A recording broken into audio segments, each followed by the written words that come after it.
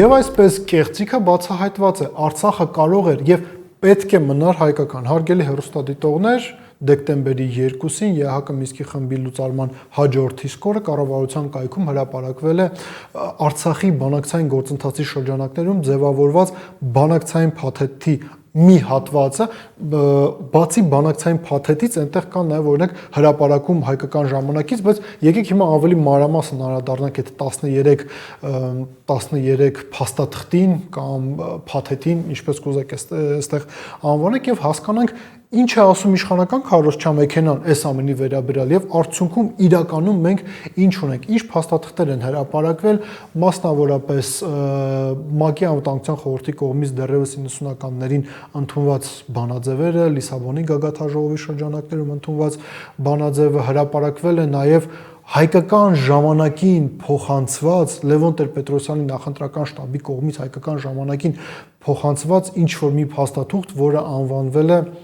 Մեղրի փոխանակման ծրագիր, հրապարակվել է Կազանի առաջարկները հրապարակվել են 19 թվականի առաջարկները ԵՀԿ Մինսկի խմբի կողմից ձևավորված, ինչպես նաև Սերժ Սարգսյանի նամակը Ռուսաստանի Դաշնության նախագահ Վլադիմիր Պուտինին, որը գրվել էր 2016 թվականի քառօրյա պատերազմից հետո։ Հիմա եկեք մի փոքր ավելի մանրամասն այս ամեն ինչի վրա կանգ առնենք։ Տեսեք, 19 թվականի փաստաթուղթը ֆունդամենտալ փաստաթուղթ, ֆունդամենտալ նաև այն առումով, որ երկար ժամանակ թե Նիկոլ Փաշինյանը, թե նրա մոտ արտաքին գործերի նախարար աշխատած Զոհրաբ Մնացականյանը, որը ժառանգաբար անցել էր նախկին իշխանություններից Նիկոլ Փաշինյան, իրենք ընդհանրապես հերքում էին, որ այդ տեսակ առաջարկ Հայաստանի Հանրապետությունը ստացել է, բայց ինչ ենք մենք տեսնում հրապարակված փաստաթղթից, հարգելի հեռուստադիտողներ, հարգելի ընկերներ, դա Արցախի Հանրապետության համար այդ պահին, եթե այդ փաստաթուղթը ընդունվեր, կարող էր եկեք Նիկոլ Փաշինյանի բառապաշարով ասենք, դա կադաստրի վկայականն էր լինելու, կադաստրի վկայական ընդունված, հաստատված ՄԱԿ-ի անվտանգության խորհրդի կողմից, ինչ էր ենթադրում իրենից 19 թվականի առաջարկը։ Ճիշտ է, հայկական կողմը պետք է դուրս գալ 5 զբաղեցրած շրջաններից, բայց Ադրբեջանը հնարավորություն չէր ունենալու նույնիսկ զորք տեղակայել այդ շրջաններում։ Խաղաղապահ առաքելություն պետք է տեղակայվեր փաստացի հայկական ստորաբաժանումների եւ ադրբեջանական ստորաբաժանումների միջև Քելբաջարը, Լաչինը այնքան են մնում հայկական, միջև Արցախում չէր իրականացվում հանրաքվե, որի արդյունքները պետք է միջազգային հանրությունը Հայաստանը եւ Ադրբեջանը ընդունեին, հանրաքվե ոչնչով չսահմանափակված, այսինքն այս սկզբունքները, որոնք դեռևս 2007 թվականին Մադրիդյան սկզբունքների շրջանակներում ամրագրվել են, այսինքն Լեռնային Ղարաբաղի ժողովրդի ինքնորոշման իրավունքը ոչնչով չսահմանափակված, կրկին ասենք 2007 թվականին Մադրիդյան սկզբունքների շրջանակներում Քոչարյանի նախագահության շրջանակներում ընդունվել էին այդ սկզբունքները, ըստ որի շատ ավելի պարզ լեզվով եթե ասենք, հետեւյալ, եթե հանրաքվեում բարձրացված լիներ հետեւյալ հարցը, արդյոք Արցախի Հանրապետությունում ապրող մեր հայրենակիցները, ճիշտ է, այնտեղ նաև ադրբեջանցիներ պետք է տեղափոխվեին, բայց այն նույն հարաբերակցությամբ իսպիսին այն կար 88 թվականին, եթե իրենք կողմ են, որ Արցախը միանա Հայաստանին, Արցախը միանալու էր Հայաստանին։ Այս սրա մասին էր 19 թվականի առաջարկը, բայց Նիկոլ Փաշինյանը փաստացի մերժել է այդ առաջարկը, հերթական անգամ ընդգծենք, նա չի հրապարակել Հայաստանի Հանրապետության պատասխանը 19 թվականի առաջարկներին։ Եկեք նաև առանձին անդրադառնանք եւս մի կարևոր քարոզչական փուչիկին, որը փաստացիորեն պայթեց։ Նիկոլ Փաշինյանը հրապարակել է 1999 թվականին իրենց տարբերակով, այսպես ձևակերպենք, ձևավորված ինչ-որ մի փաստաթուղթ, ինչ-որ մի առաջարկ, ըստ որի Մեղրին պետք է փոխանակվեր Արցախի Հանրապետության հետ։ Նախ նշենք հետևյալը, Նիկոլ Փաշինյանը այս պայդրությամբ հանձնել է Արցախը եւ հիմա անում է ամեն ինչ, որպեսզի Մեղրեով միջանցք հանձնվի Ադրբեջանին եւ Թուրքիային, բայց արձանագրենք հետևյալը, այն փաստաթուղթը, որը հրապարակվել է,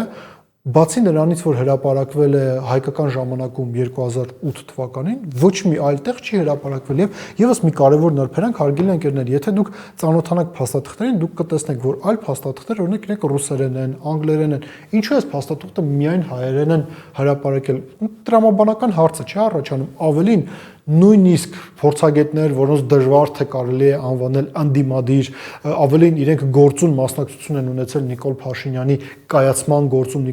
վարչապետ Նիկոլ Փաշինյանի կայացման գործում, նշում են հետևյալ, որ 99 թվականի առաջարկը մերժել է հայկական կողմը։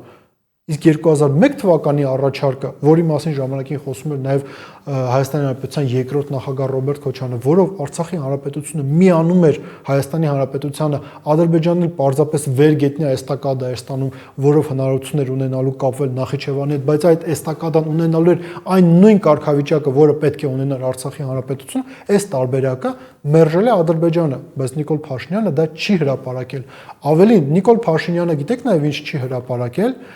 Իսկ 2022 թվականի հոկտեմբերի 6-ին Պրահայում, երբ որ նա Արցախը հանձնում էր Ադրբեջանին, Մակրոն, Միշել, Փաշինյան, Ալիև բանակցությունների ժամանակ այդ ինչ փաստաթուղթ է ձևավորվել, ըստ որին Նիկոլ Փաշինյանը հանձնել է Արցախը Ադրբեջանին։ Ավելին, բացի նրանից, որ Պրահայի փաստաթուղթը Փաշինյանը չի հրապարակել, նա նաև չի հրապարակել եւս մի քանի կարևորագույն առաջարկներ։ 2020 թվականի 44-օրյա պատերազմի ժամանակ Ռուսաստանի Դաշնությունից եւ անձամբ Ռուսաստանի Դաշնության նախագահ Վլադիմիր Պուտինից եղել է մի քանի առաջարկ դադարեցնելու պատերազմական գործողությունները հոկտեմբերի 9-ին 10-ին եւ հոկտեմբերի 19-ին։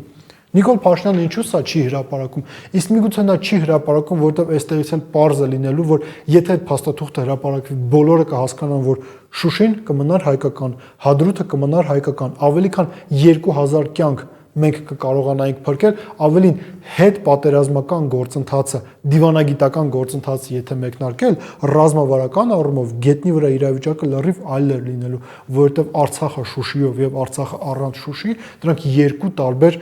երևույթներ են, բայց Նիկոլ Փաշինյանը դա էլ չհրապարակեց ու կրկին ասենք հայկական կողմը չի հրապարակում, թե ինչ է պաշտոնական Երևանը պատասխանել 19 թվականին եկած առաջարկներին եւ ամփոփելով նշենք նաեւ հետեւյալը, հարգելի հեռուստադիտողներ, արդարության համար պետք է նշենք հետեւյալը, որ մեզանում կան մարդիկ, որոնք հանգամանքների բերումով են հակա Նիկոլ, հակա Փաշինյան, այն համատեքստում, որ շատ դեպքերում, երբ որ դու իրենց մեկնաբանությունները, գնահատականները լսում ես, իրենք գալիս են հետևյալ տրամաբանական եզրահանգման, որ դե Նիկոլ Փաշինյանը այլ տարբերակ չուներ, ռուսները այլ բան չէին առաջարկում, կամ Փաշինյանին հատուկ բերել էին Արցախը հանձնելու համար, այսինքն մարդիկ գլոբալ առումով համաձայն են Նիկոլ Փաշինյանի հետ, ավելին կան նույնիսկ մարդիկ, ովքեր նախկինում վարչապետի պաշտոն էին զբաղեցնում, բուհ էին ղեկավարում, ասում են Հայաստանի քաղաքական դաշտը չէր հասկացել, որ Արցախի ինքնորոշման իրավունք նշանակում է ինքնորոշման իրավունք Ադրբեջանի կազմում, հրապարակված փաստաթղթերը այս ամեն ինչը հերքում են, ինքնորոշումը կարող է լինել Ադրբեջանի տարածքային ամբողջականությունից դուրս, ավելին Նիկոլ Փաշինյանը ուներ հնարավորություն լուծել Արցախի հարցը այն տարբերակով, որ Արցախը մնար հայկական, բայց եթե Նիկոլ Փաշինյանը գնար այդ քայլին, նա չէր ունենա հնարավորություն